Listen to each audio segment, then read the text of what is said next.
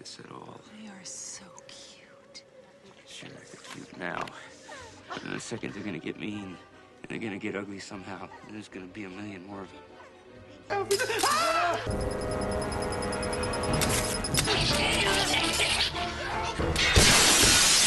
Where's Alfie? Where's Alfie? Be safe, be safe. Get Alfie!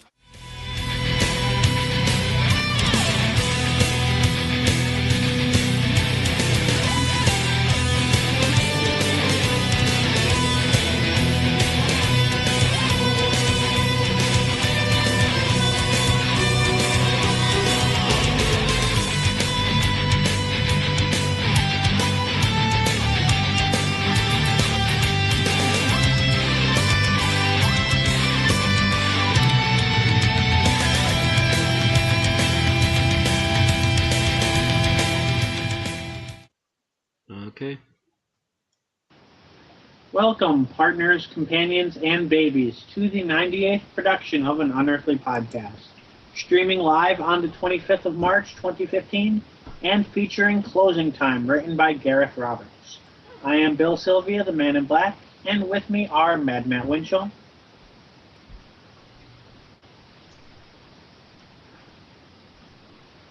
Randy Ronson McCulloch, I missed Always a myself pleasure. again. Aaron Romeo Moon Burr, Hello. and Tim the Enchanter Sheridan. What up? And I think Matt's got our first piece of news today. Yes, now that I don't need to check on something. So, first bit of news. Happy birthday to Patrick Troughton, the second Doctor from 1966 to 1969. We still miss him. Yeah. Him and Pertwee. Those two would have were really been- good together. He would have been 95 today. Yet my great-grandmother was older than him. And you know, if he was still around, he'd probably still be trying to do the two Doctors again. Or the three Doctors. It depends on what condition he'd be in. If he was a spry 95, you know, like George Burns He might. asked 95. He might be in a heavy. He might be in a heavy metal band. Yeah. That's true. But I'd be If trying to it's that, do then Battle yes, via he- Rock he- with Christopher Lee. If he was in that kind of condition, yes, he'd be chomping in the bit to do a Doctor Who. Mm-hmm. In fact, they probably would have gotten him at some point during the 11th Doctor era. Could you imagine having the 2nd and 11th Doctor in an episode? Yes. God, it'd be like a sugar high. Yes, I'm imagining it right now, and it is glorious. Thought the Doctors were bouncing off the walls before. Holy smokes. Yeah. And they probably would But- have gotten. They probably would have gotten Fraser Hines for the Sarah Jane Adventures too. Well, then again, that probably would have had to continue long enough. They probably would have done it anyway. But Yeah. They But should- they alas, should do it this. is not. It is not to be. He did shuffle off this mortal coil. A good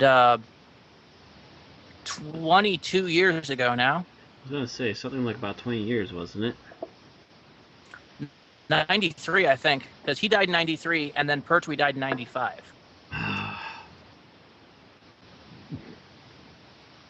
Long before I was in the fandom. And we haven't lost the Doctor since. Yeah, which is a little odd. We've lost a few companions here and there, but we've not actually lost any Doctors. We are 2 months short of going 20 years without losing a Doctor. Well, that's good. Cross fingers, Mind knock you, on you know, wood. we lost Hartnell in the late 70s. I think about a year or so after the Three Doctors aired. Mm-hmm. And then we went 20 years without losing a Doctor, more or less. And then we lost 2 of them, and now we've gone 20 years without losing a Doctor again. And, you know, other than Baker, who his health seems to be getting better at the moment, none of the other Doctors, they all seem to be in good health and good spirits. Yes, Yeah. very much so. Then again, Patrick kind of happened as out of nowhere while he was at a convention, no less. So. It wasn't exactly out of nowhere. I believe his doctor had told him not to go to that convention. Hmm. See, you should always listen to your doctor. Napolitane keeps. I think he had a small stroke or something like a week before. And his doctor had told him to stay away from high stress situations, including travel and that kind of thing. But he couldn't disappoint his fans and then wound up dying that Sunday morning. The problem was he had it with doctors by that point. He'd met too many of them. That's true. How do you be a doctor to the doctor? That's a question. And then, of course, Pertwee was on vacation when he died. Some say he saw the Doctor Who TV movie and it killed him. Ouch. Yeah. Ooh. Because it was literally like a couple of weeks after that aired. Fan theories will never die.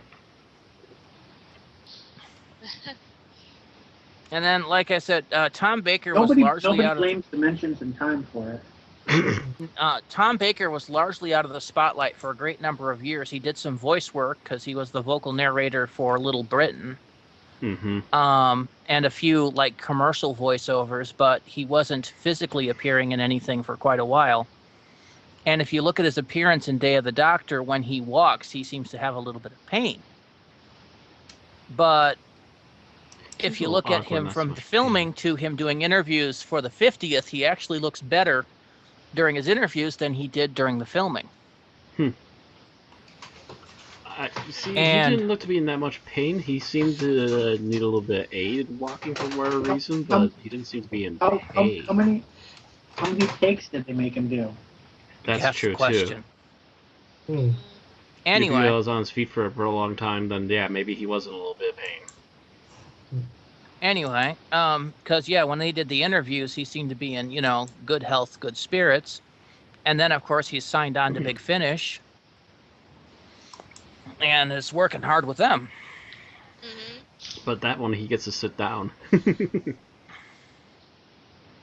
I don't know. I've only seen vague pictures of what a Big Finish recording booth looks like. I don't know if they sit or stand for that.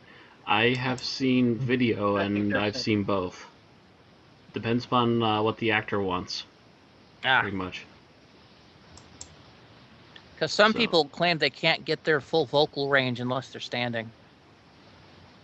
I would think Tom has that problem. Mel Blanc once recorded an episodes of the Flintstones when he was after a car accident and he was in bed in traction. We might want to move on to the next piece. Yeah, that's a stretch. Yeah. I mean, we don't have much news, but still. Alright, so Doctor Who has been nominated for BAFTA Craft Award. Those nominated include Milk VFX, Real SFX. I think that might be a typo, Aaron. I think that's supposed to be Mill. Mill. Oh, yeah. I was going to say milk. Bulk? Yeah, I think that. I think somebody typing in that article typoed. That or autocorrected, and don't use autocorrect when you're writing a freaking article. Yeah.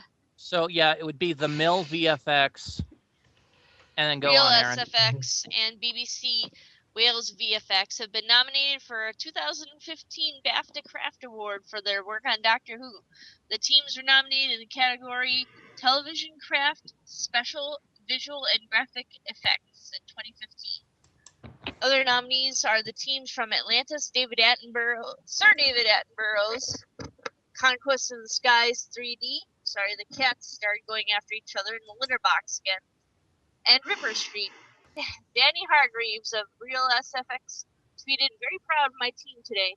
Doctor Who won the award last year for work on the 50th anniversary special, The Day of the Doctor. The winners will be announced on Sunday, 26th of April at the brewery in East London." That's how you announce award winners, is in a brewery. Well, it's called the brewery, and that is where the BAFTA awards have been since 2011. Oh, okay. I was not aware of that. I thought it was an awesome, awesome bar. Yes. I'm sure they I serve think drinks. I think it is a old brewery that somebody has turned into a banquet hall. Most likely. Mm-hmm. That kind of thing happens all the time. People turn mills into restaurants and, that kind of thing. So why not turn a brewery into a banquet hall? Yeah. Still, Right cross on. the fingers. Let's More hope. power. Yep. Yep. All right. And the Doctor is going on to more awards. This time, the Cardiff Life Awards. Doctor Who has won 2 awards at the Cardiff Life Awards. The Cardiff Life Awards celebrate the very best businesses in the Welsh capital as chosen by a panel of independent judges. Any company in Cardiff can nominate its business for free, and the entrants are judged by an independent panel of Cardiff experts. The Doctor Who experience has been awarded Best in Leisure and Tourism at the event, beating the other nominees St. David's Hotel and Spa, Celtic Manor Resort, Radisson Blue Hotel, and the Cardiff Story. The Doctor Who experience opened in the city in 2012 and was updated last autumn to include the 12th Doctor. Another typo. Stop it with the typos. Come in. Got some I mean newbie it. running the web pages this week. I might need to message BBC or might need to message DoctorWhoNews.net and see if they need a new editor. Actually, they also mentioned Real SFX has been awarded the prize as Best Creative in the City. Real SFX is the company set up Danny Hargreaves. Set up Danny I think that's another typo. It doesn't quite sound right. No, Who's it doesn't. been providing special effects for Doctor Who since 2006.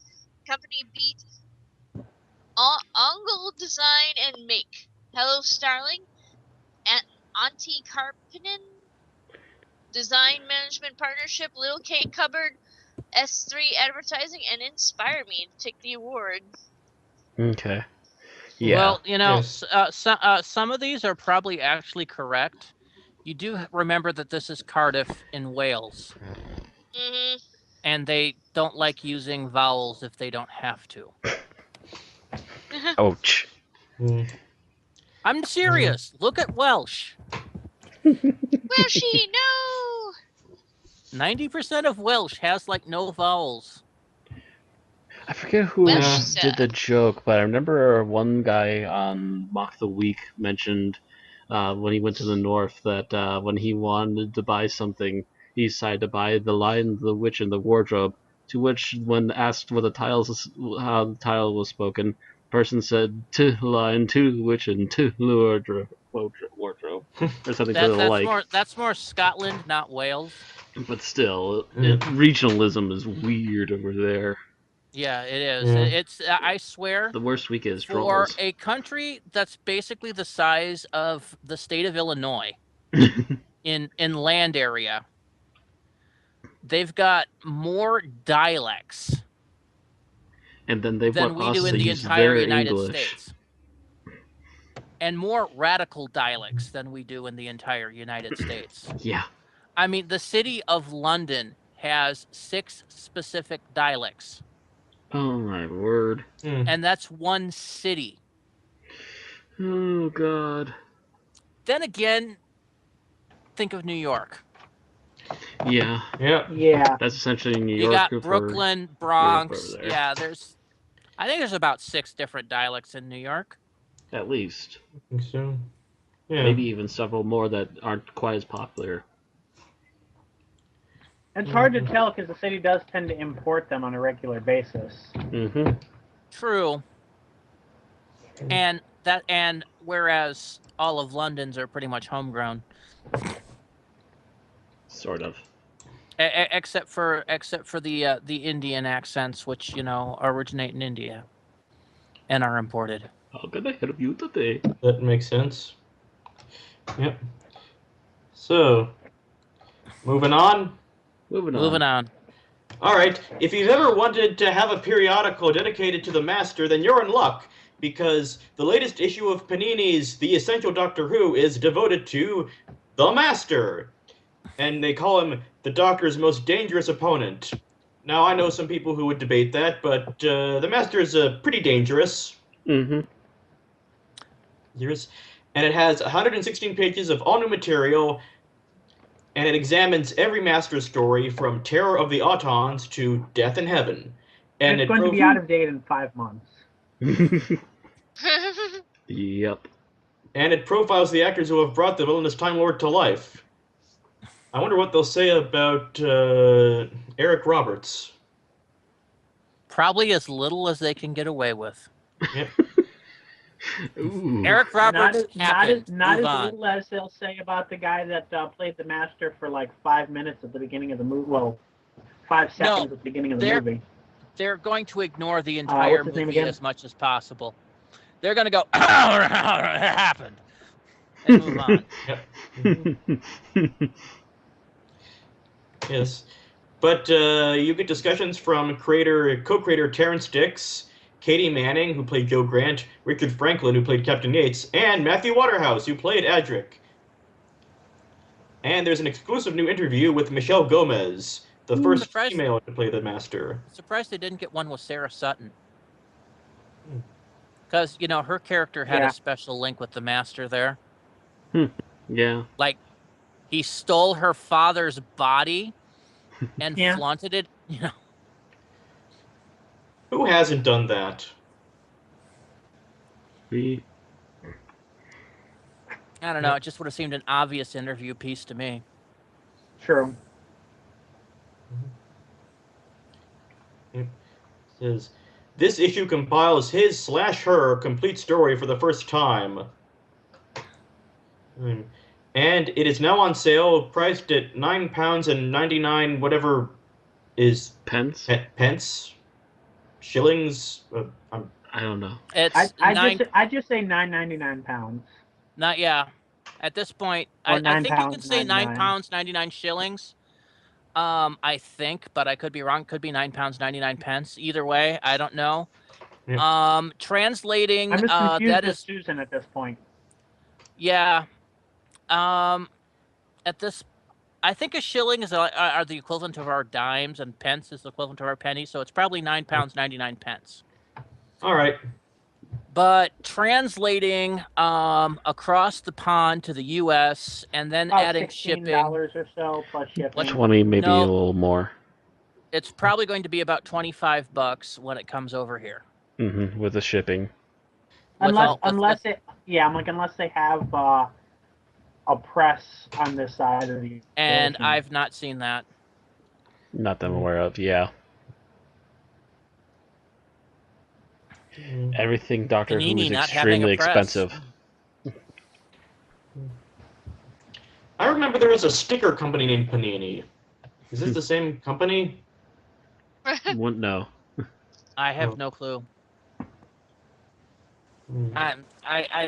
They've done periodicals before, but I can't remember their history. But I actually know that their company name is Panini Press. And so somebody there has a sense of humor. And yes, I just actually got that joke today. Great. Oh, don't worry. Someone's keyboard.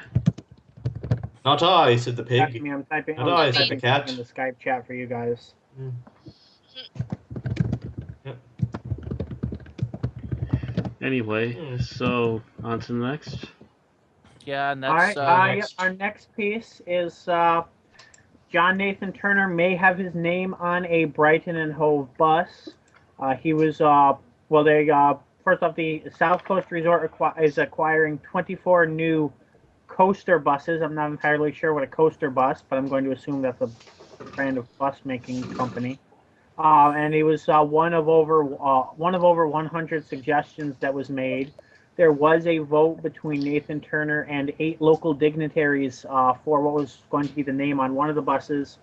That vote closed earlier today, but unfortunately we're not able to pull up the percentages by going to the vote site.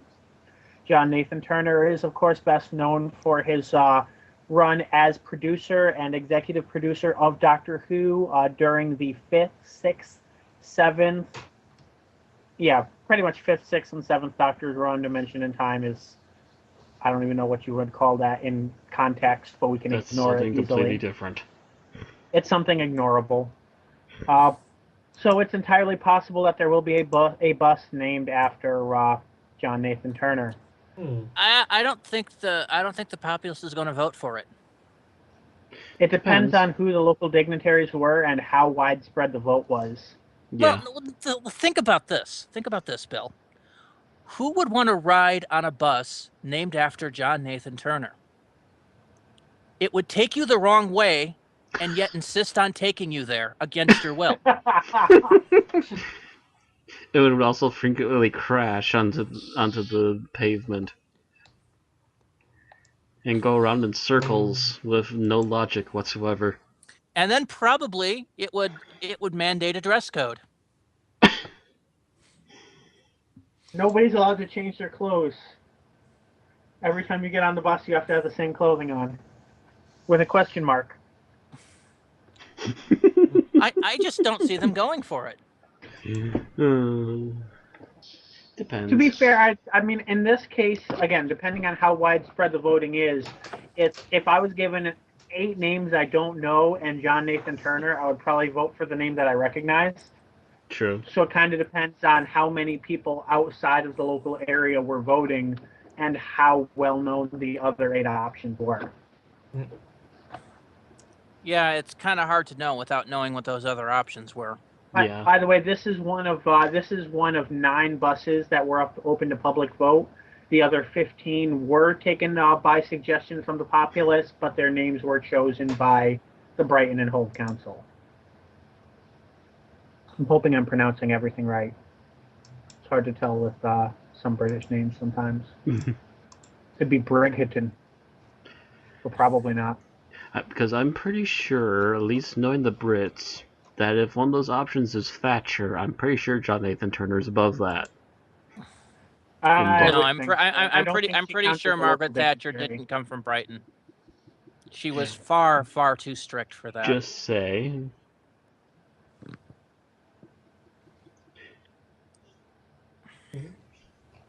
So, our last news article, I brought to your attention 2 weeks ago that the BBC had suspended Jeremy Clarkson pending a review, and I told you what I thought would be the absolute worst case scenario should things go bad. Well, it looks like step 1 of my worst case scenario has come true. Word came down today from the BBC Director General, Tony Hall, that Jeremy Clarkson's contract will not be renewed. That he is, for all intents and purposes, sacked. This came after, of course, the whole reports that he possibly punched a producer. Apparently, that turns to be the case. And he is basically no longer affiliated with Top Gear, a show that he has been on since 1989. Think about that for a moment.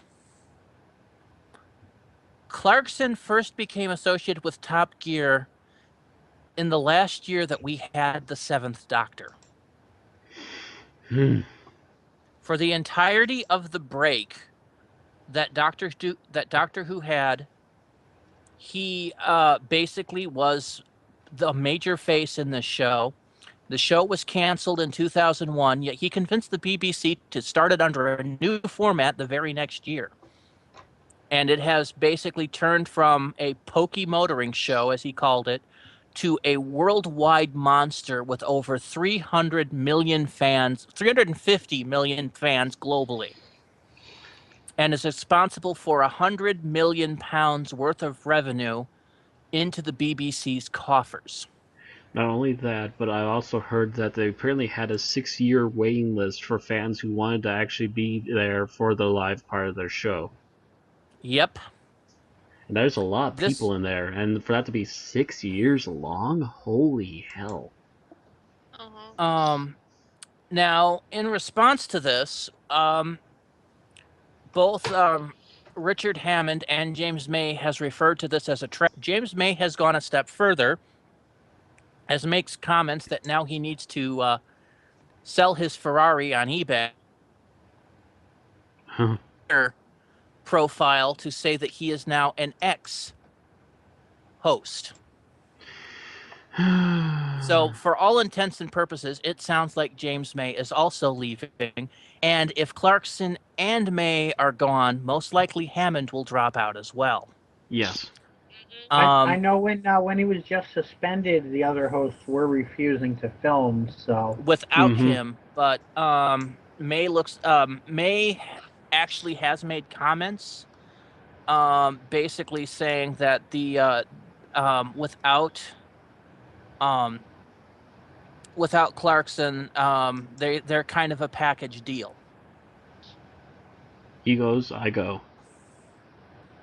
Hammond hasn't said anything yet, other than it's gutted at such a sad end to an era, but hasn't said anything more. Yes, May's profile, former TV presenter, is what it says, actually. There are rumors going on who will replace it, but it doesn't really matter. Perry McCarthy, one of the former Stigs, the tame racing driver of Top Gear, has said the following. Tony Hall was backed into a corner and was unable to make any other decision. If this had been kept confidential and investigated, there would have been far more options available. At the moment we've lost Top Gear, Jeremy is off the BBC, and the corporation probably suffers from about £100 million a year. It needed to be investigated, but there was a brighter way to go about it. There could have been damages paid to the producer, financial penalties to Jeremy, suspension, or a cooling down period, all of which could have been decided away from the public spotlight. The BBC may continue to try to push the franchise forward, but like him or loathe him, the people tune into Top Gear for Jeremy and the relationship the three boys bring on screen. That chemistry won't exist anymore. I agree with this entirely. The BBC has said that Top Gear will continue, but without this chemistry, it's going to fail. It is going to. It's going to turn out to be BBC. It's going to turn out to be the American Top Gear. It's bland and boring and lifeless. Don't care. Yeah. But as for Clarkson himself, many people have had responses to Clarkson's sacking, including William Shatner. Oh. Who tweeted what? Shatner tweeted a response to what he saw from this whole thing, and he said that you don't need to worry about Clarkson.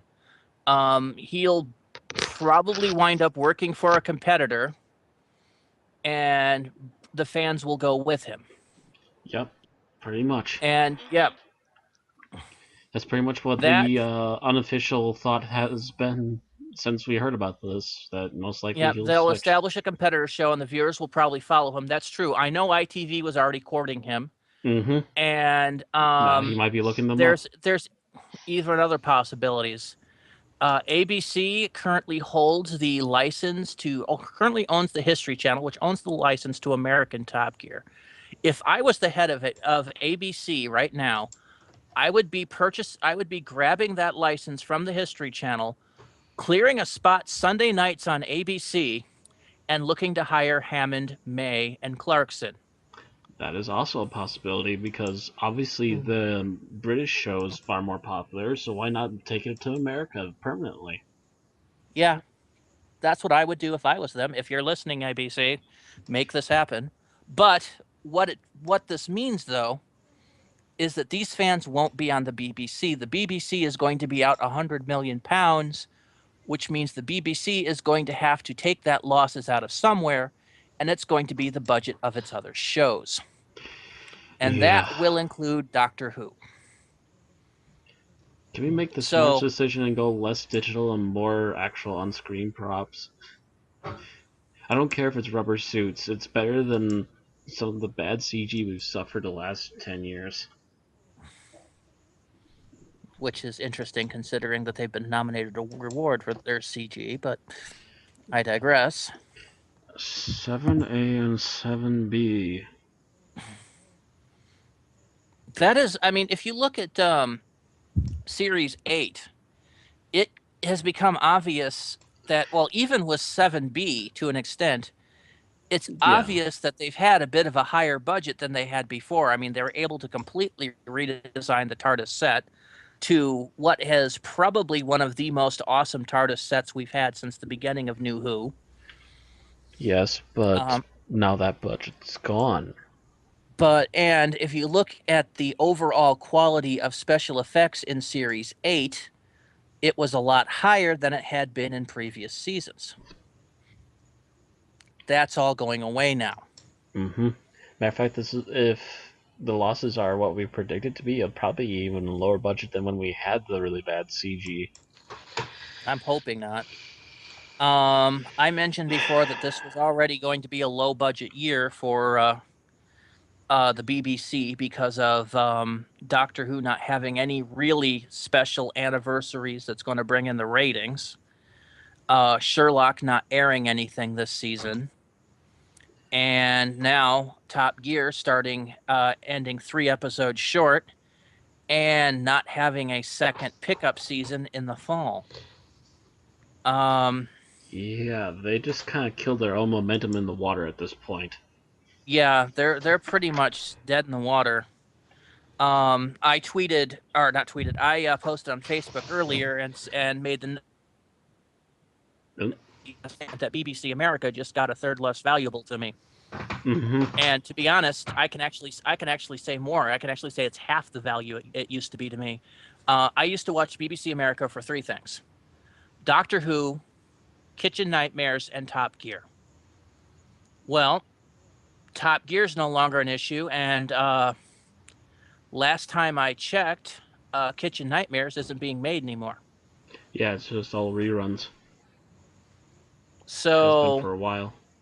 Yeah, well, actually, no. There were a couple of new episodes that came out just last year.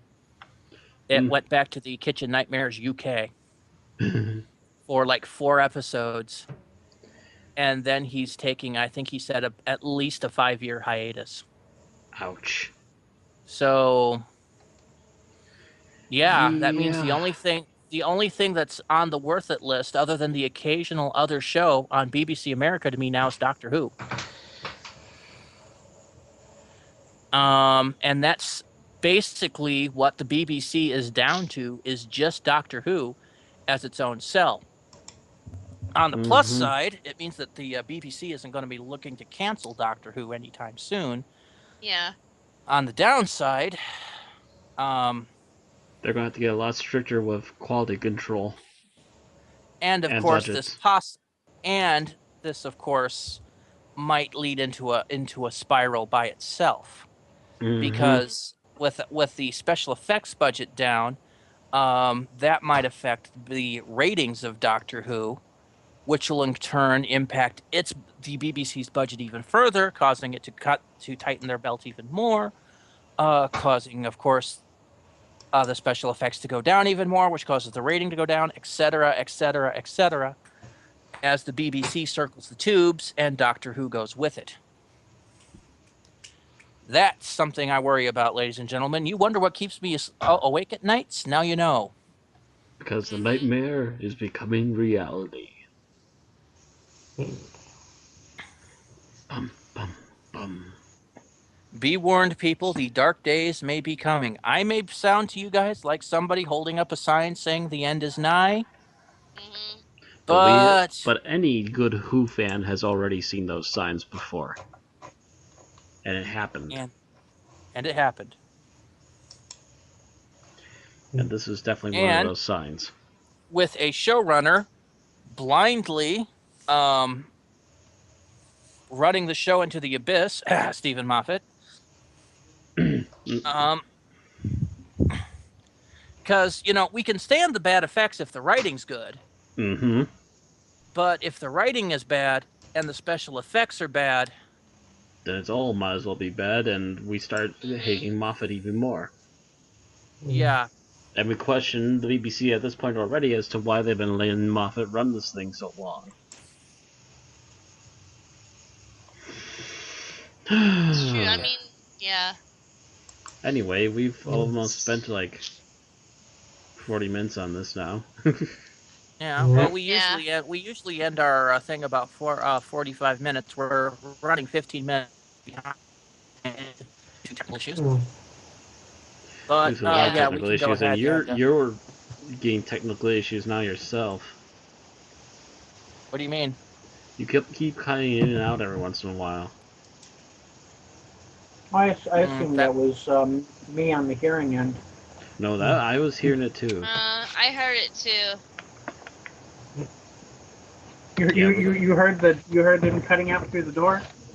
Yeah. No, not cutting out through the door. It was through the through the thing here. I know it was a joke, Eh. a bad one, but a joke. Well, that might be a sign that my headset really needs to get is dying. replaced. Yeah. Eh. Yeah, and I've mentioned this before that my headset is almost dead here. It might also be a sign that I need to log off of World of Warcraft. Yes. Might be. Tapping foot, crossing arms. Just have to settle for reading the wiki now.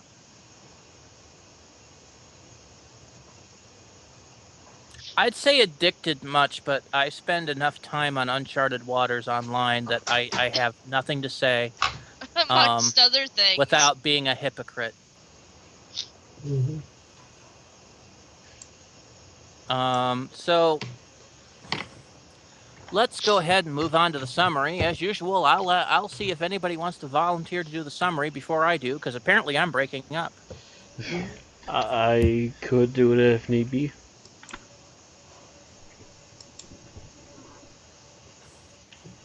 No other takers? Nope. Nope. Not me. You know, I get this collective mental thought about whenever I say who wants to do the summary that everybody in the room takes a step back. Yeah. Everybody puts their finger on their nose. I don't take a step back so much as I just sit there going, Wow. I lost Matt there for a moment. Yep. Yeah, we just Matt, lost and you. then I lost you too. Oh, wow. Right, Oh quick, my. before we lose I'm wondering each if other. the issue isn't on our end. I know Tim actually started the call this time, which means that all of our conversations are going through Tim's internet. Oh. Should I restart the Tim, call your then? internet. And see if that'll help? During a mid-broadcast? It's not going to affect the Not unless it connection gets at all. worse. Not unless it gets worse. It's not as bad as if I were hosting. So. You say that. Yeah. Is my internet bad? What can I do? Your internet's bad. Your internet's bad. You can't really do anything about that. Oh. Yeah. Yeah. Oh, cruel fate! Why do you mock me? Other than going out and buying a modem, which I wish I could have done. All right. Or Well, now, rather, I well, should since say. it's not me, and it seems to be actually the call thing, I will go ahead and do the summary because the person doing it will break up regardless. Except that it will be clear on my end if I did it. Because the connection, what gets recorded, it gets heard through my computer. True. And I did say I'm willing to do it. Sounds like Matt's volunteering, so. Like I said, I don't take a step back. I just sit there going, no way. Okay. So, shall I? Yep. Do it. Okie doke. Just the facts, Matt. Just the facts. So, I'm again new to this. Who's this guy again? This guy who's apparently returning this episode? Craig. So, again, I haven't seen the previous episode that he was apparently in, but Craig has apparently met the Doctor before, and during his last meeting with the Doctor, he met his wife, and since then, him and his wife have had a child, and he's trying to take care of their son as the wife is leaving for the weekend. Just as things are kind of closing on the last day, I suppose, on the not the last day, closing on the first day, suddenly he gets a knock at the door after telling his mother that he's fine, that he's handling everything just fine. And he opens the door to find the doctor, to which he goes, "Oh no, who called you?" Because apparently he feels like the entire universe is thinking that he can't handle this. The doctor just kind of says, "I'm just passing through. I'm visiting," because he's aware that he has that his time is just about up, and he has to go to possibly die at the end of this season. And he's just visiting friends and giving them one last hi and goodbye before he went. And as he's visiting, he notices that something is up, other than the fact that he accidentally intrudes on the son's sleeping. And what was his name? Both of them? the son? Alfie, I believe, is what they decided to call him. Alfie. And what he referred to himself as was Stormageddon, Dark Lord of all. Yes, Stormageddon. So yes, the doctor apparently speaks baby and mentions it a couple of times. Apparently he does have conversations with the baby, even though the baby can only make usual child sounds. So he apparently has a slight fondness for his father and the doctor more than other people, and then above them, of course, his mother. But essentially, while he's talking with Alfie and trying to figure out what's going on, he's also noticing all the flickering lights. To which his reaction is, "Something's definitely up, but I don't want to be involved. Can't be involved. Gonna waste time. Can't be wasting time." And he gets as far as getting to the TARDIS, but then he starts seeing things again. And the next time we see the Doctor, he's working at a toy store. He has obviously gotten involved, and he's trying to figure out where the power drain, which is causing all the lights to flicker, is coming from, because it happens way too frequently to be something that's not purposely draining power somewhere. He has found out through the news that even though the humans have yet to put enough of a link together to make all these missing persons an actual thing, that apparently people are getting abducted and possibly killed. While working at the toy store, Alfie and his father again encounter him, and they start asking questions, of course. To which he's trying to still hide the fact that he's just a toy worker, but then they proceed to the elevator to try and get the two out, because the doctor doesn't want people he knows personally to get involved and possibly harmed, because he knows it's already risky. Upon activating the elevator and trying to take it to another floor, it actually teleports them, because that is the teleport he was actually looking for. And it turns out that it is Cybermen that they are assuming are somewhere in space. The doctor manages to teleport them back while also jamming the teleport at the same time, hopefully to keep the Cybermen from being able to come to the Earth for at least a day or two, so he can think of a plan to try and stop them. During this time, he's also found out about the fact that there is, and I quote, "a silver rat in the store." So they decide to sneak into the store and hide away in there after hours, after closing time, and proceed to set up a sort of trap to try and find and locate the silver mouse, which the doctor has already previously figured out that it's gotta be a cybermat. Upon trying to get the other two situated, the doctor, out of the corner of his eye, spots the cybermat and quickly nets it. By the looks of the cybermat, it's a little bit busted up and was probably looking for more power, which is why he was able to easily grab it. As they're trying to inspect the cybermat a little bit closer, it suddenly opens up a mouth hatch and starts to bite in the general direction of the doctor before he tries to power it down. They've got what they were looking for, and they're still trying to figure out what the Cyberman plan is, so he is welcomed back into the house again while he studies the Cybermat.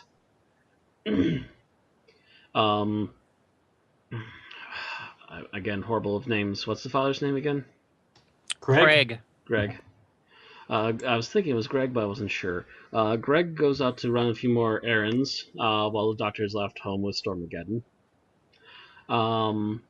I forget what it all was, but I think he went out for milk and maybe something else. Anyway, the doctor is still sitting there trying to figure things out, studying the Cybermen and everything else.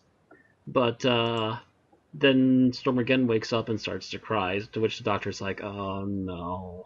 Because even though he was a grandfather already, he seems to not be that attached to the idea of helping with children, to be honest. And he goes up and kind of calms down Stormageddon, talks to him about how things could go for him and how he's still got a long life ahead of him. And he even helps with the little star thing that he has going around the room, and he enhances it somehow with a sonic screwdriver to make it look like real stars. He's just like, yeah, I was kind of fascinated with stars too when I was young. You could say I kind of got out and got to see them. Still having a little bit of fun here and there, but everything comes to an end. But then he notices an ominous beeping sound that keeps getting louder, and turns around to find the Cybermat trying to get into the room. He manages to deflect the Cybermat and then temporarily stun it, and then runs past it to head outside where it will be safer and away from the Cybermat and out of its available location, I would assume, for at least a little while. He tries to call Greg to warn him not to come into the house, but Greg has already just entered shortly after the doctor had left and before he called. To which Greg is wandering around trying to figure out where the doctor went and is jumped by the Cybermat. Hearing the panic inside, the doctor finally turns off the phone, puts Stormageddon into a swing set of sorts, and then quickly crashes back into the house. After a quick bit of thinking, Greg manages to hold down the Cybermat with a pan while the doctor finally gets the right setting and permanently turns off the Cybermat to continue tinkering with it. The plan is to make the Cybermat try and lead them into the Cybermen because apparently they're still seeing Cybermen here and there, and they must be able to get in and out somehow. And the teleport should still be broken for a while yet. Again, not wanting getting Greg and Stormageddon caught in all this, the doctor tries to sneak off on his own. He does figure out that there is a secret door in one of the changing rooms in the main clothing store, and upon finding it, he realizes that the ship was not actually out in space, but apparently crashed to land thousands of years beforehand in that particular area, and that recent rewiring might have woken up the Cybermen and given them just enough power to activate. And obviously they have since then been stealing the power to try and continue further conversions and trying to get things into order before fully taking over the power and completely gearing up the upgrades, if you will. Greg finally wakes up with Stormageddon in his arms. He sees the note and quickly decides that he needs to go and help the doctor because even though he needs to watch Stormageddon, he does realize that the doctor is at a very critical moment right now where he probably needs help, even though he doesn't want to admit it, because he's been very wishy-washy about taking help this entire time. He does show up just as the doctor is getting captured, but however, because the doctor is an alien and not a human, he's not acceptable for upgrades, whereas Greg is very acceptable for updates, and the fact that he's able to catch on to all the Cybermen plans as quickly as he has leads the Cybermen to believe that he'd be very useful as a new cyber controller or leader.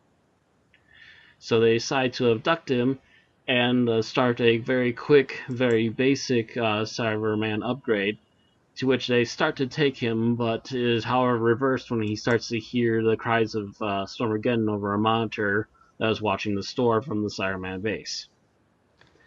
This willed him to stop the conversion and manage to break free, while also overriding the emotional chips inside the Cybermen, causing them to freak out and, like we have seen before, collectively explode.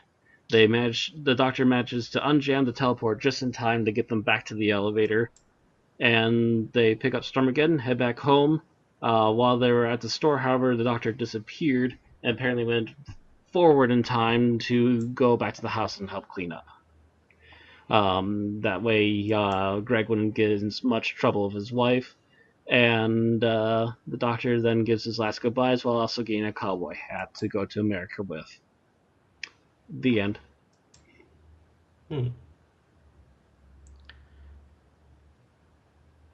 All right. I guess at this point we should probably just move on to our what we like, what we don't like section of this.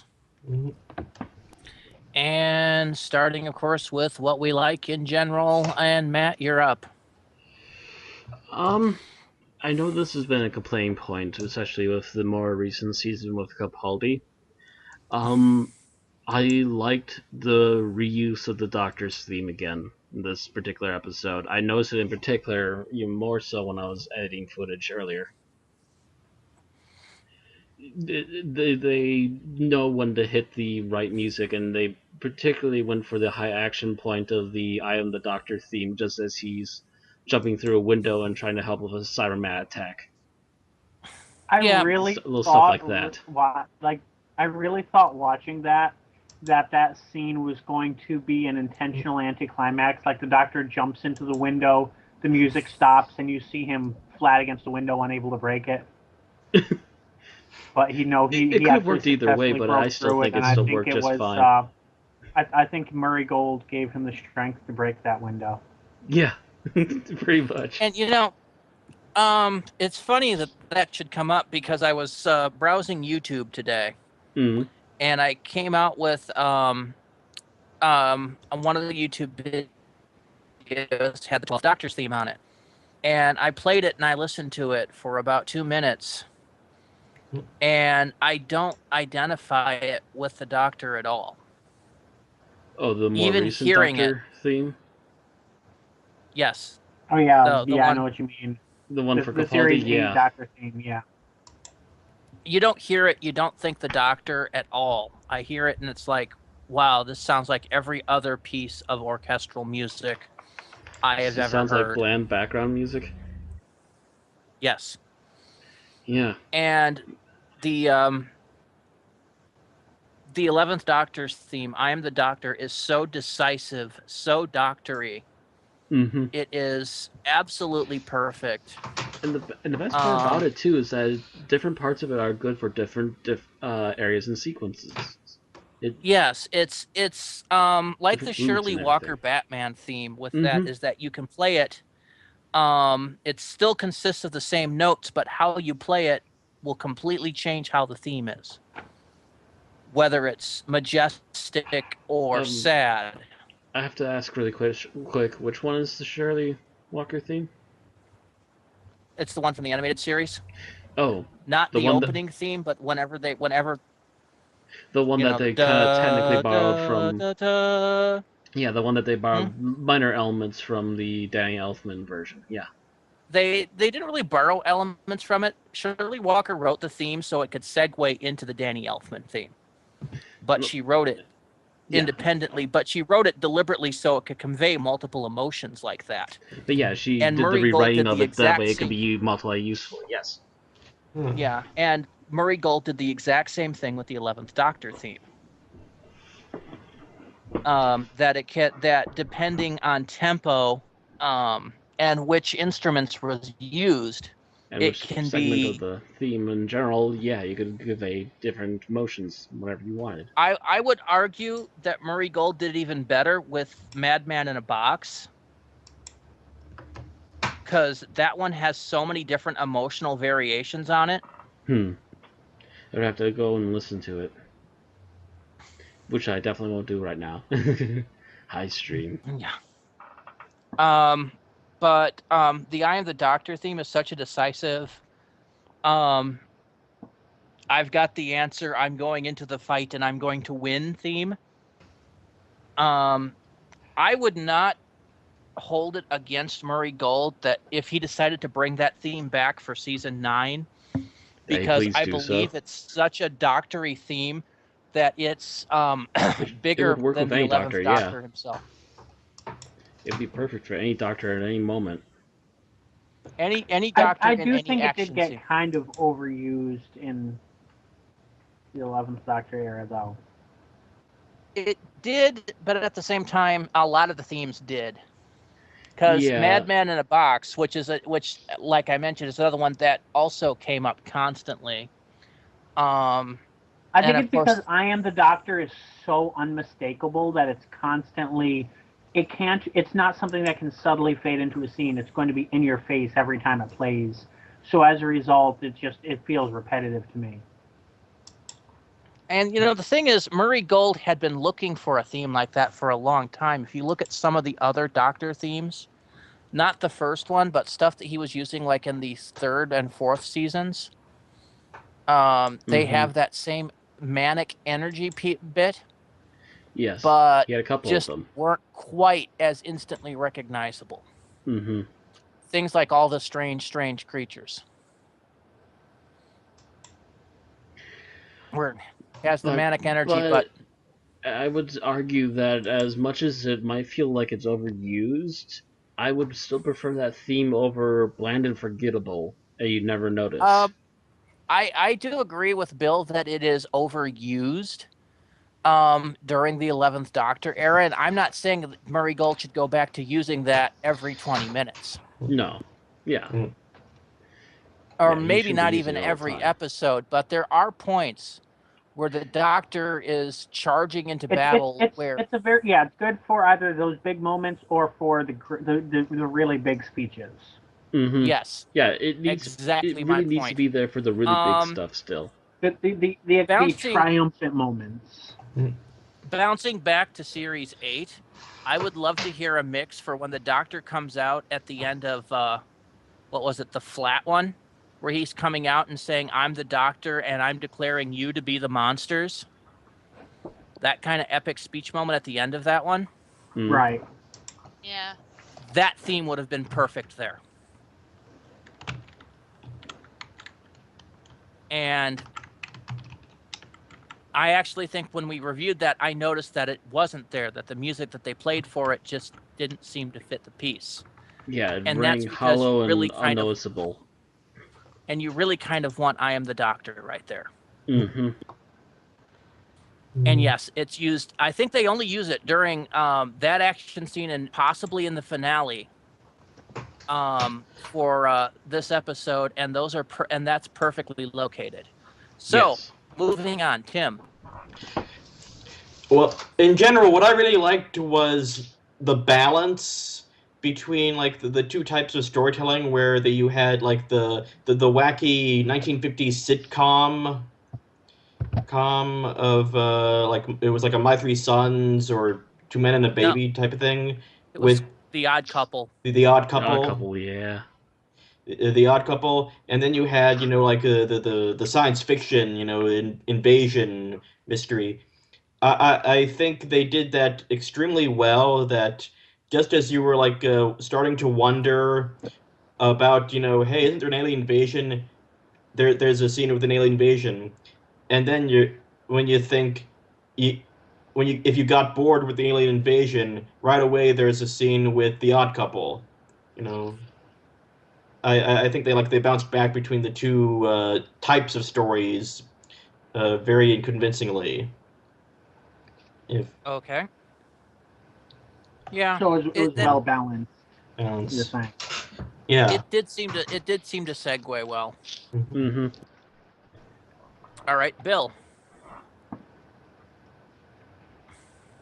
I had a little trouble picking this largely because it's mainly a comic relief episode, which is generally not my favorite type of episode in a lot of what it's writing, or a lot of what it consists of. But then I got to thinking that at least, possibly, I'm not sure if this is because it was a rewatch or just in general, but the comedy did seem to be mostly successful. I did find myself, amused where I was supposed to be. Possibly not as much as the writer wanted, but so I did think it was mainly successful there. So I want to say that the comedy was fairly good for this type of episode. Yes.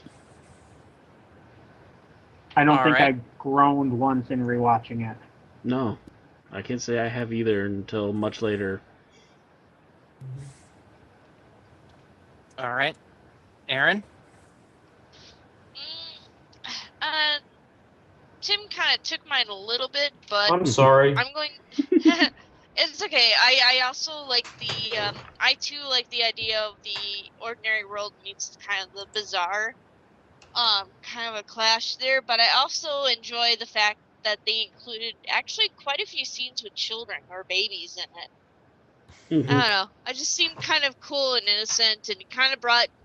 I don't know. I'm the kind of person where if I were younger and I was watching this, I'd be like, "Oh, cool! The doctor's interacting with a kid just like me."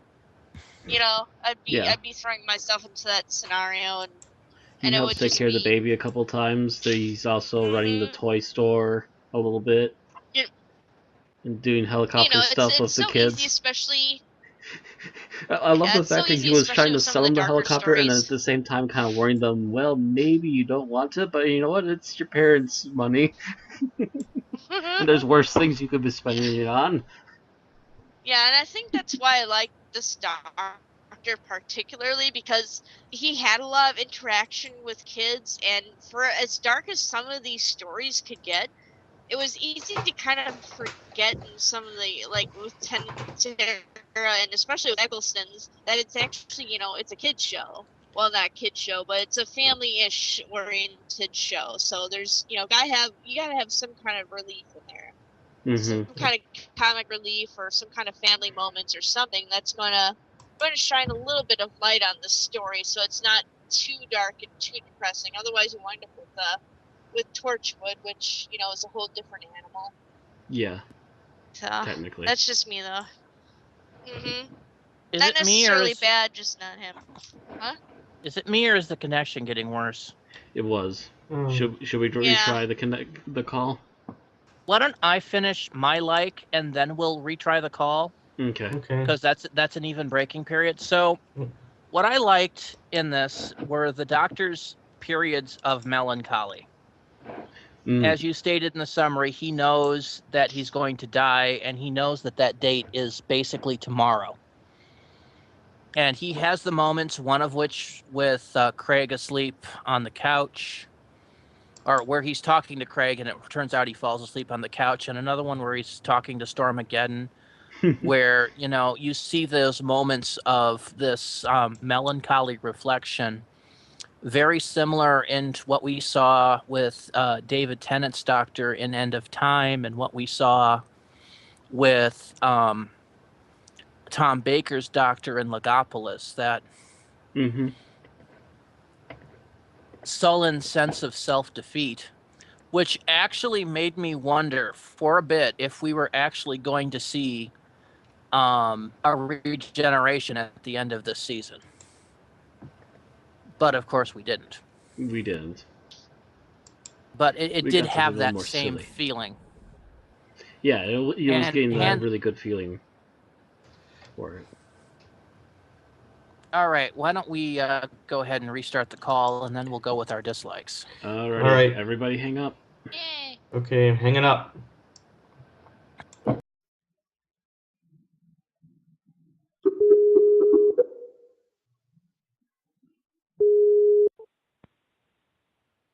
I live again. There's an Aaron. Hello. There's a Randy. All There's right. a Tim. There's a Bill. Yay! Yay. Let's see how the connection goes from here.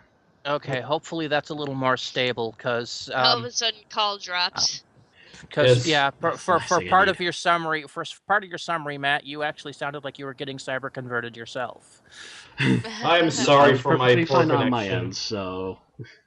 Yeah, that's one thing you got to worry about Skype. If you're hosting a group call, it's your connection is basically the one that's going to have the most taxing on it. Yeah, what internet do you have, Tim? I didn't know there was more than one. Do you have DSL? Do you have?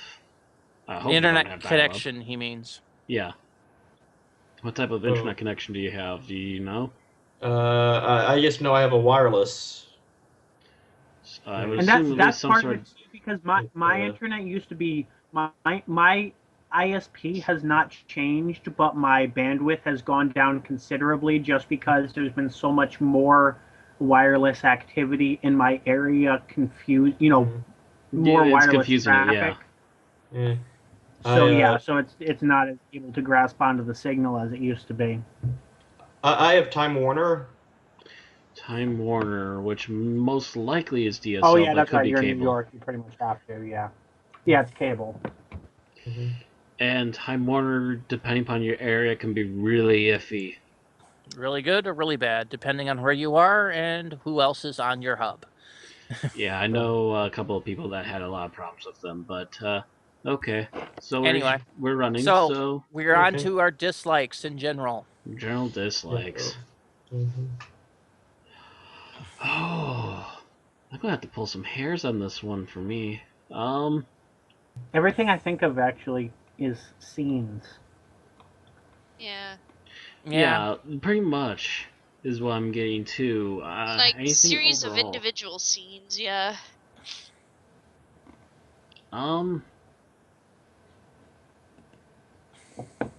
Can I say that I think that the ending they wrote themselves into a corner and it seems kind of weak? So it would be a general ending plot problem. Yeah. And we will probably specify into that scene probably later because I would assume Okay. that hits a couple of unfavorited scenes. All right. Tim? But yeah, it's such the ending plot. In general, like going with the theme of the conversation, the scenes that really had nothing to do with the story itself, but with the main arc of the season, seemed a bit. Oh, the really very end, yeah. That seemed really shoehorned in. Yes, it was.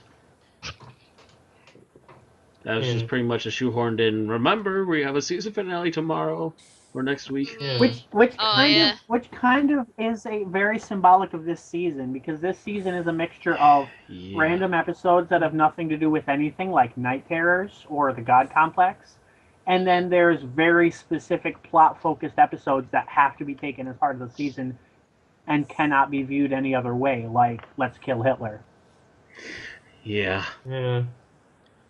And, but even the scene with Amy and Rory seemed a bit forced to me. Yeah.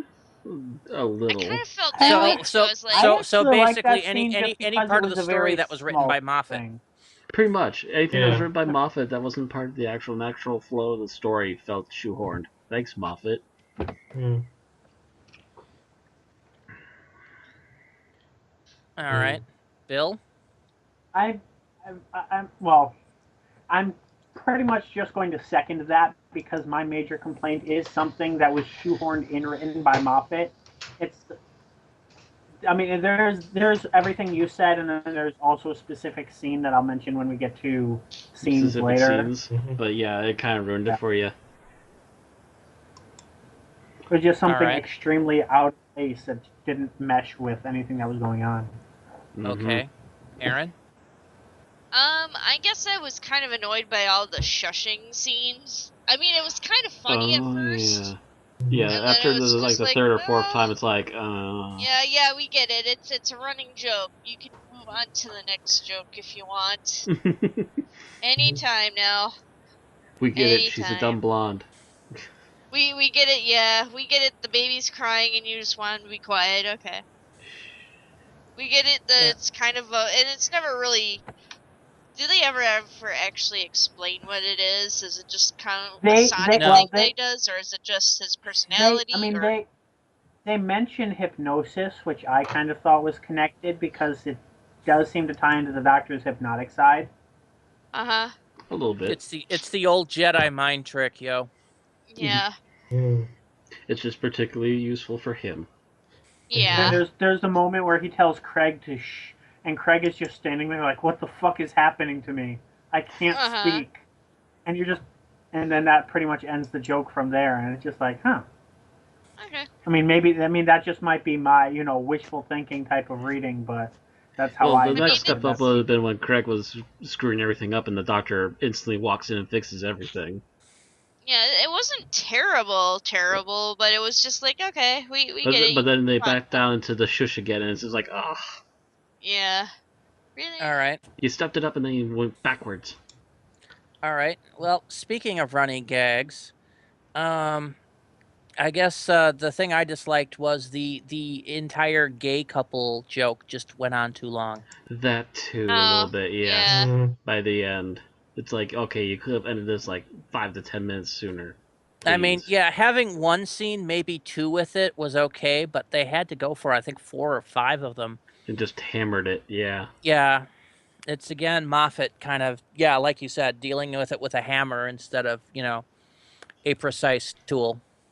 Instead of easing Using a it in like sledgehammer instead of certain a decent scalpel. writers would, they just I mean, sledgehammers it in and goes, it's yeah, more. that'll Yeah, I'm be like, funny. if anything, I mean, most of them were okay. There was the fact that the Doctor and Craig seemed completely oblivious to the lady thinking they were a couple until the very end, and it's like that last 20 minutes or so that That should have last couple been dealt scenes with there rather in than the middle could have dragging gone it out. away. Yeah. We could have had Yeah. the opening bit with it and the closing bit with it, and that would have been fine. But the fact yeah, that they it melted so much. just kept going. Okay, scenes that you liked. Matt. Oh, back to me. Again, I have to say, because I noticed it even more with the video editing stuff this afternoon, that I really like that little action scene with the Cybermat. Mostly because I think that I've always kind of wondered how the Cybermat could be a threat. Periodically, it seems to be very threatening, especially during the Fourth Doctor when we actually had a bigger one that lunged at people more often. But then we went smaller again, and I'm just kind of like, well, they don't really seem to be that useful outside of scouting. And then all of a sudden, this one can lunge again. It's like, okay, yeah. Then we actually have an entire action scene built around actually stopping one of these things. Yeah, that part was okay. My major issue was with the Cybermat's teeth. The teeth I didn't mind. One thing I will say during the entire bit with running away from and then stopping the Cybermat was the one part with CG looked really fake. Yeah, I think I see Aaron and what I were I see what commenting on it too. I see what you mean with the teeth because like they make a point of pointing out that it's real teeth rather than being robotic, but then the Doctor says later on that it was never alive; it was all robotic. So it's like you need to pick one. Yeah, I mean, Cybermen, which, the whole point of Cybermen is they go out of the way to replace organics with technological components, yet they apparently force grow these really long, septic, bony teeth. Which I will admit is a little odd, and yeah, they could have done something different for that, but I mean, if they overall, I were still like quite if liked they it. if they were like metal spikes, If they sharp. were metal spikes and all that electricity would have made sense too, because it would also be Yeah. trying to shock people as much as it was trying to bite them. Yeah, if they had been sharp metal spikes, I would have bought it a hell of a lot more. It would have made a lot more sense with the sparks coming out of its mouth, definitely. Mm-hmm. Instead of it All just right. having electric breath. All right. Tim, your favorite scene? Oh, I had two, and I'm afraid the one I pick will be someone else's. So I'm sorry in advance. So I'm just gonna. The scene I really loved was the scene with the Doctor and Stormageddon when he fixes the star thing. Damn it, Tim. I'm The scene right before my scene. that was just a very touching, beautiful scene, and it really shows like the weight that the Doctor has put on his shoulders or has been placed on his shoulders throughout his adventures. And essentially the way he's feeling that he's leading up to. He's talking about the scene where he's holding Stormageddon and he altered the star thing and he's kind of talking to Stormageddon, kind of lamenting about what's going to come and what he's done with his life, Yeah, etc. it's one of the melancholy scenes I mentioned, and it's my favorite of the two. That's the one where he's like, where it starts with, I don't know what to do. He's crying, and he starts in with the, you need to stop crying, and then goes into the rest. Mm-hmm. Yeah, and it's like it shows that the doctor usually like goes at 100 miles per hour, because if he stops, it's like the coyote running off a cliff, is like he'll fall if he looks down. Yeah. Really, it's kind of a herald to, what he's called in Day of the Doctor, the man who forgets. He keeps running forward so he won't remember. Mm-hmm. And this is one of the few moments where he actually stopped to remember everything he's done and decided that all in all, it wasn't that bad. I mean, yeah, it had its bad moments, but in the end, when everything measures up, he'd done pretty well. And then why am I hearing beeping? Turn around. Oh. All right, Bill, your favorite scene? I'm on the edge about this scene, but it's the only one that comes to mind, so I want to talk about it. And that's the scene where the doctor goes to essentially seduce Craig to distract him. And the reason I kind of want to pick it is because it kind of shows how much more comfortable the doctor is with his sexuality than the Moffat era is, because he's, treating it the same way as he would if it were Rose or Martha or a random female, and just doing the same thing. The reason I also don't want to pick it is because it also shows just how uncomfortable the Moffat era is with gay people, by kind of having to make a running joke out of it just because it's there. And and how the way it kind of becomes clumsy and everything and gets broken off. So it's, on one hand, I like it for the doctor, but on the other hand, it's kind of shows just how clumsy this era is with dealing with anything that's not heteronormative. Uh-huh. Yeah. Kind of 50-50. But still, awkwardly funny moment. All right. Did you have another choice, or? No, like I said, that's the only one that's really coming to my mind. That's part of why I wanted to talk about it. Okay. I'm not really sure what else I would pick as a favorite scene, really. All right. Yeah, really not sure. Aaron? All right, so we're on our favorite or least favorite scene. Favorite scenes. Favorite scene. Okay, I got confused by the least favorite, overall stuff. Okay. So my favorite one is where, and I know this is, it's kind of an obvious pick me up for the episode, but it's where Craig sits down and explains to the doctor, just thinks it gives him a little Kushner speech, like, well, you're actually pretty important here. Think of all the stuff that would be happening if you weren't here to us. And we kind of remember, it kind of reminded me of the episode, was it Turn Right or Turn Left? Can't Turn remember left. Turn Left. Yeah, it Oh. reminded me of that episode, because they actually go through what happened if the doctor had died then. So, in the Tennant era, I should say. Mm-hmm. But yeah, I thought it was, it could be seen as corny. I understand, because it's the obvious, pick yourself up, dust yourself off, and go out and fight for us, man. That type of deal. But at the same time, I felt it at least a little bit more genuine, especially since Craig comes through as a very convincing everyman for me.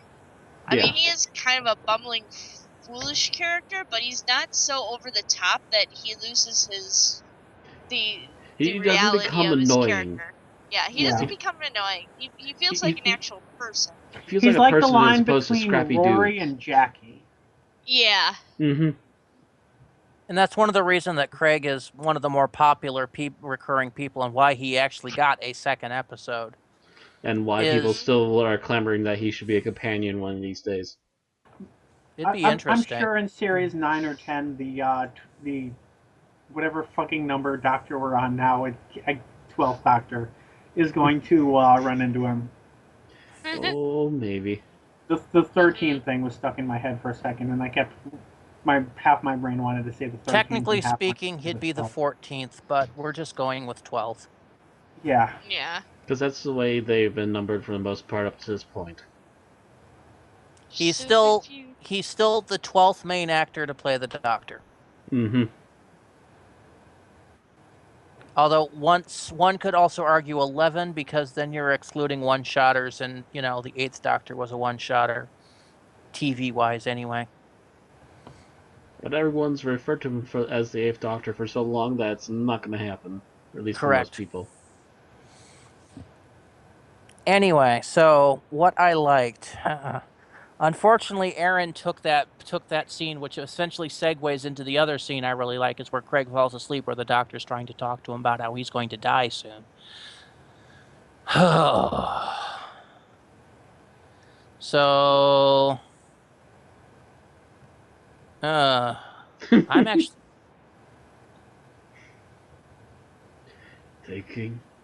I'm thinking because I had 2 scenes and Tim and Aaron took both of them. So, one of these days Bill is actually going to do this, and I'll actually get to go on some level other than last.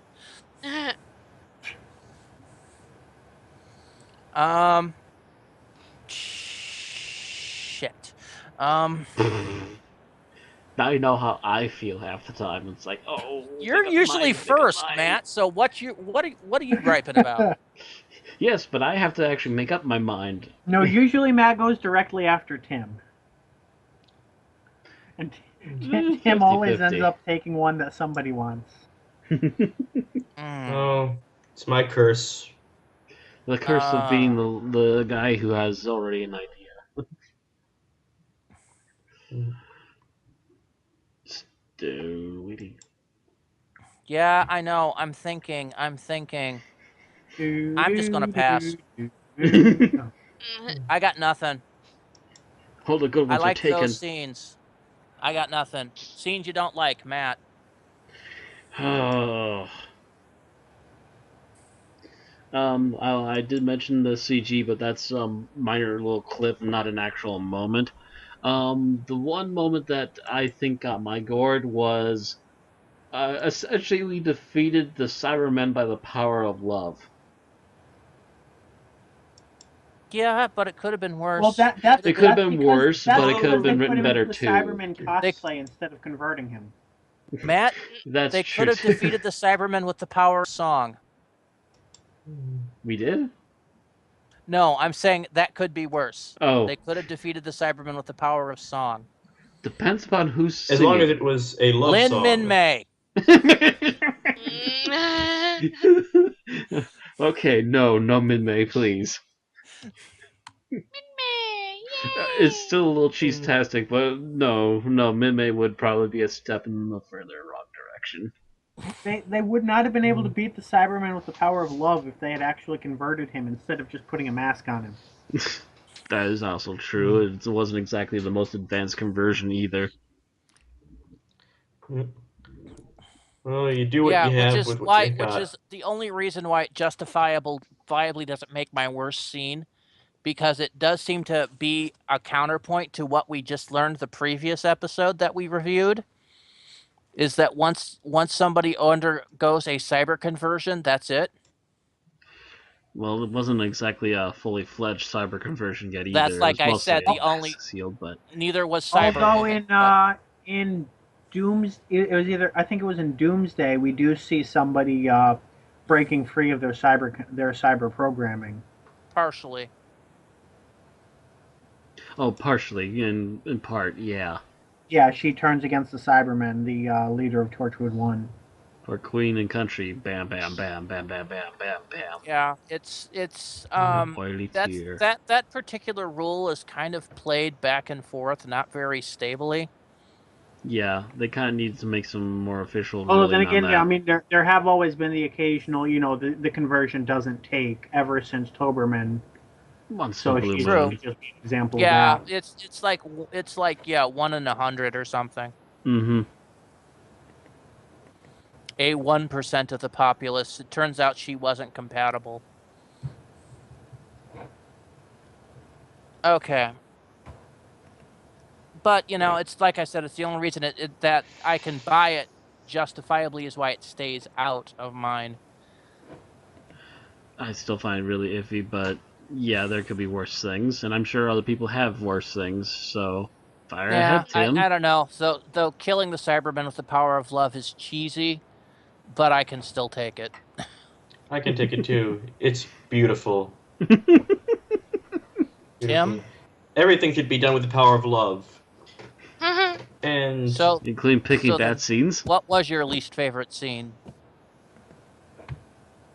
I sort of mentioned this earlier within general, but my least favorite scene was the end With and River Song. with River Song and Yeah. Yeah, you should have known better Everyone. than to take that one, Tim, because that's two you've taken from me now. You would know I would automatically auto-hate anything that had River Song in it. Rand will have his revenge. Well, you'll meet him at GeekCon. But yeah, that scene couldn't have been shoehorned harder if they actually had a shoehorn in the background. They gave it a segue, but it was a bit of a heavy-handed segue. Yep. It's just like what the hell? Huh? Where are we going with this? Yeah, Oh, it set up just... for the season finale? Yawn. It's a trailer for the next episode.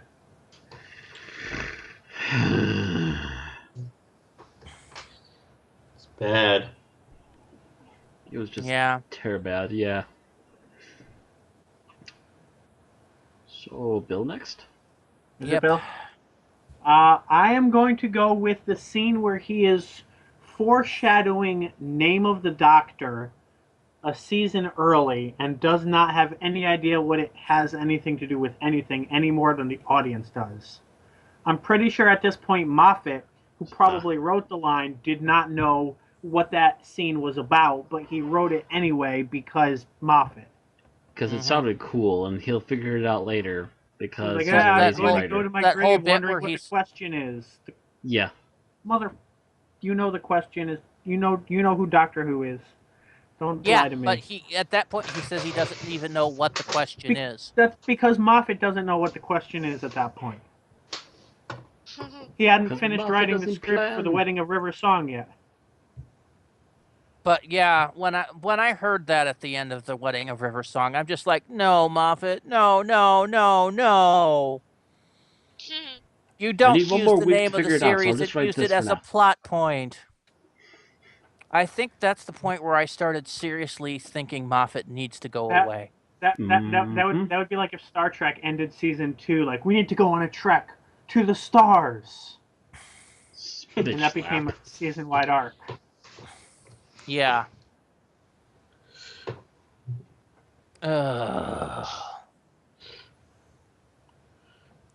Want to kill Moffat. I think that's the point where I started actively plotting to kill Moffat should I ever be in the same area at the same time.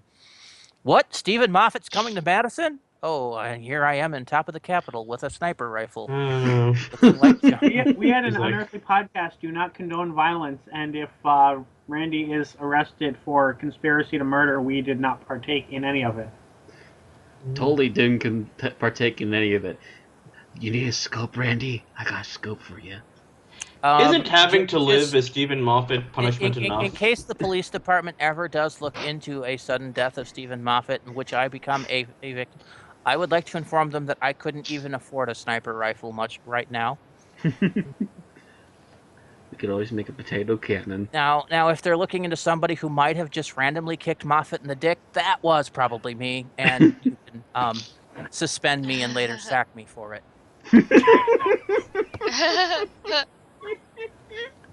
Hey, Moffat is not a producer of this show, so. But he is a producer. And there's a very good chance that he makes sure there's a hot meal when his actors are at a hotel. Now, me, I could give a fuck if you have a hot meal or not. I'll be honest. I'll have my hot meal. Yeah, Because remember, Moffat, it is written in the Klingon tradition that revenge is a cold in North dish. Yorkshire and see what you think about a hot meal after that, especially when it's in the middle of winter.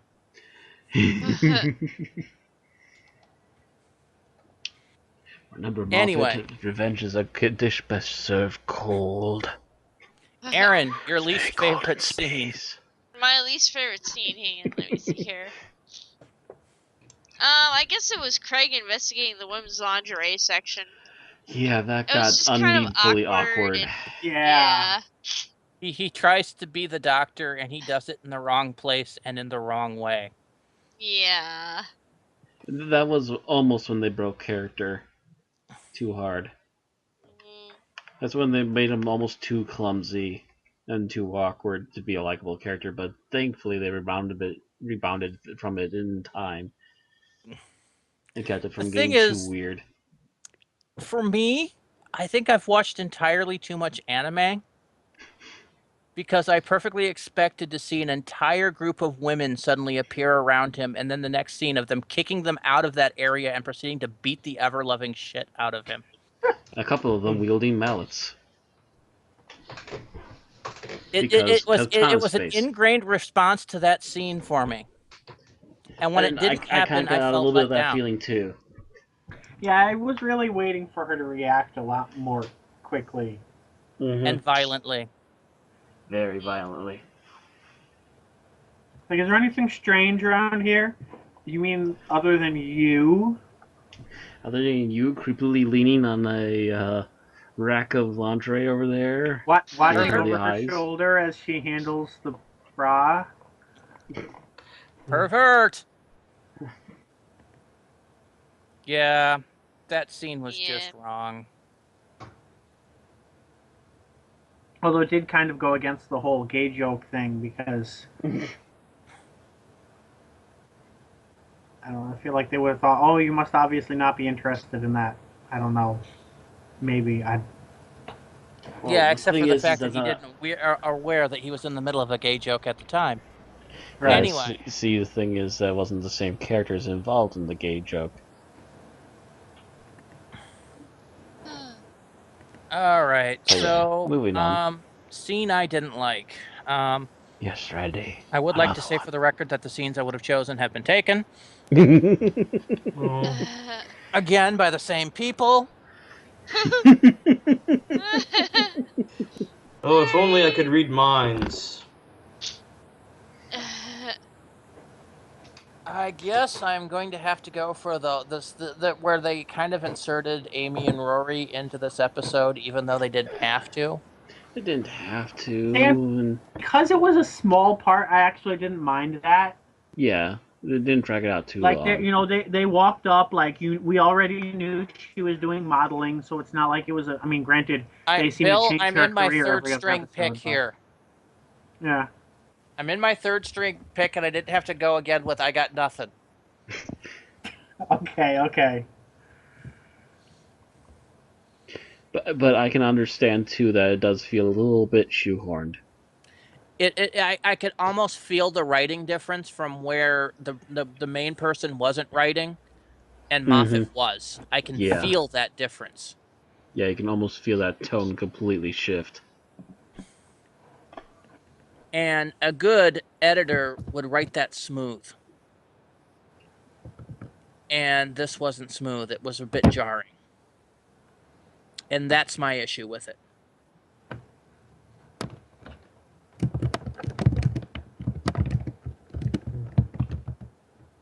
You have to do something or not type during the podcast, Bill. I'm not used to being back on my laptop. I had to switch back to the laptop halfway in the middle of the podcast. But yeah, I'm trying to remember to mute my mic when I need to type. Every key type mic'd. Yeah, that's particularly bad. It's boom, bada boom, ba boom. Yeah.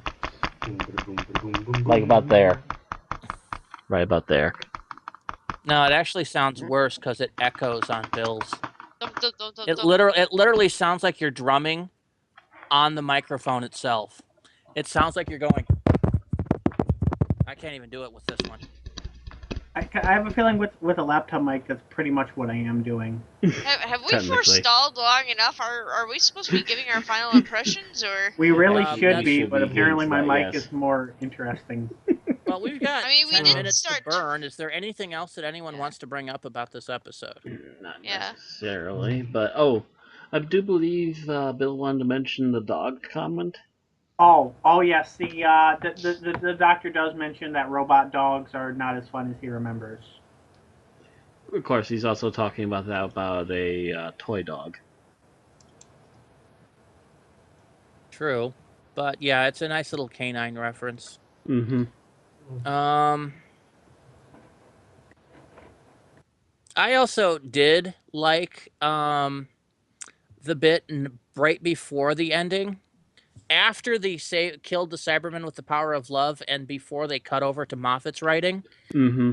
where they tie in everything by Craig giving him the hat Yes. and him borrowing the stationery which he uses in the first episode. Mm-hmm. I thought that was all a very nice piece of singeing, and Moffat probably did have a hand in some of that. And some of that, but also I would add that they at least introduced the stationery before the end too, because he's looking at it earlier, and then he actually uses it in the middle of the episode to write that note before he leaves to handle the Cybermen. Mm-hmm. But it's also, I mean, it's the same stationery and stuff that he uses to send the invites to the other people in the first one. So Mm-hmm. it's just a nice call around, bringing the whole thing full circle. Not that I agree with the entire plot of this season, but I'm saying if you're going to do it, at least you managed to close the circle. Yeah, at least close that entire loop together. And it also struck me as a little odd that didn't the Doctor just take a grand tour just a couple seasons ago?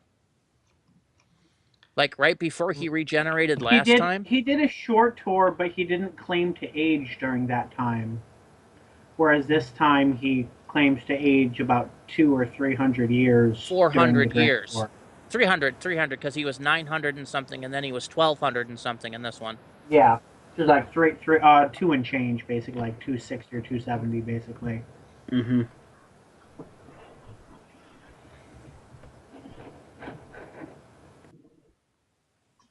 So, yeah. Hmm. That's one hell of a grand tour. I would like to know, hey, I'm going to die soon. I'm going to wander around for 300 years. Mm-hmm. Try and find me. Yes. It would be like Waldo. According to the Bible, the Jews wandered the desert for 30 years. Watch it. I can do better. I can do 300. Yeah. Could be awfully thirsty.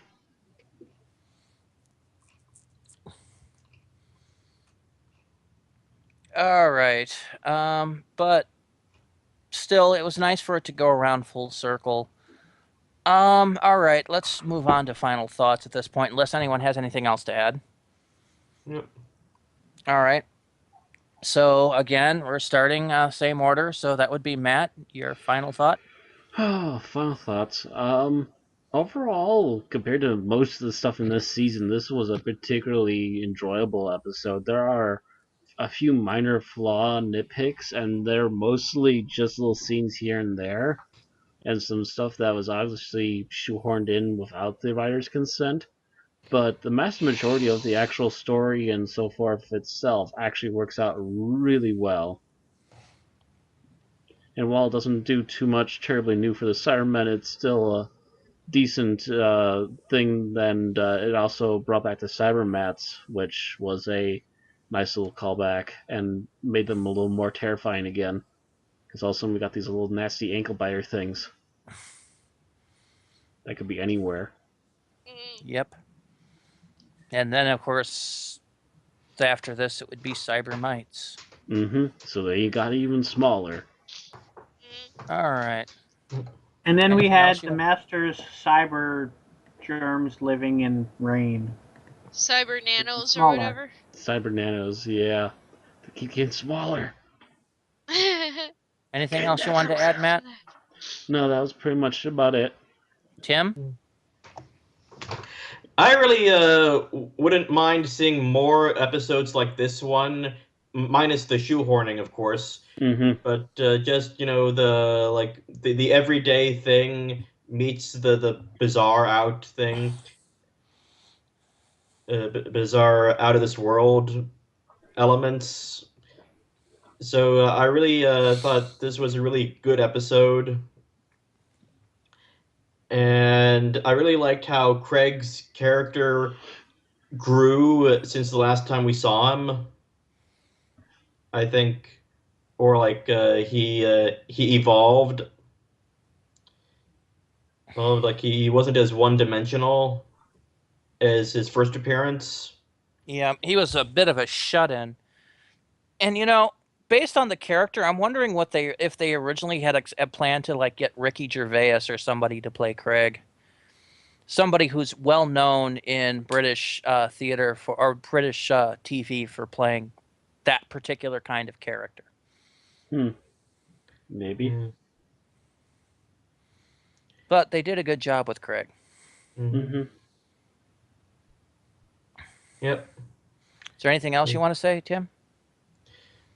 Just that, like I said, well, I didn't like the shoehorning. It didn't take away from my love of this episode. Yes. So that's my 2 cents. Okay, Bill? This episode and its predecessor are largely forgettable ones, at least looking back, in the sense, being companion light, they're largely distant from everything else that's going on. On one hand, that does kind of obscure how enjoyable of an episode it can be if you take it on its own rather than trying to look at it as part of the season. There's also the fact that with a better script editor, it's also entirely possible that some of the more plot-related things might have tied into it a bit better. Ultimately, it is better to take this episode as a single episode than trying to watch Series 6 all in a row.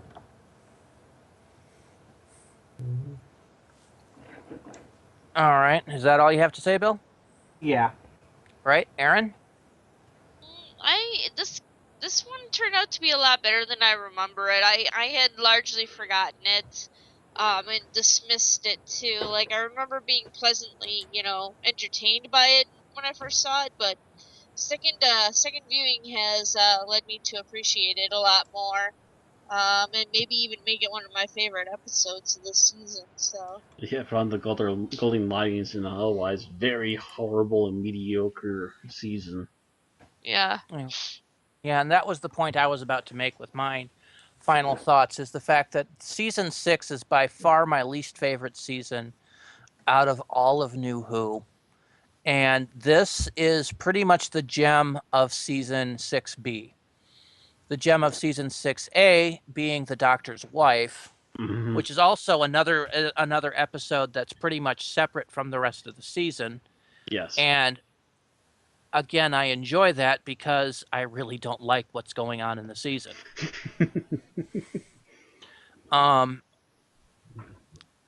This is not my favorite episode of the entire season. The Doctor's wife does take that.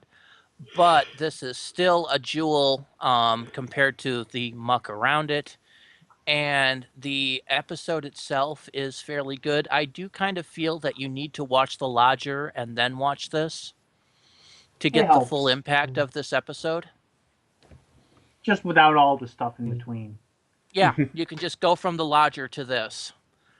And, with a little editing, this episode could actually stand by itself. You would have to remove a few little tweaks.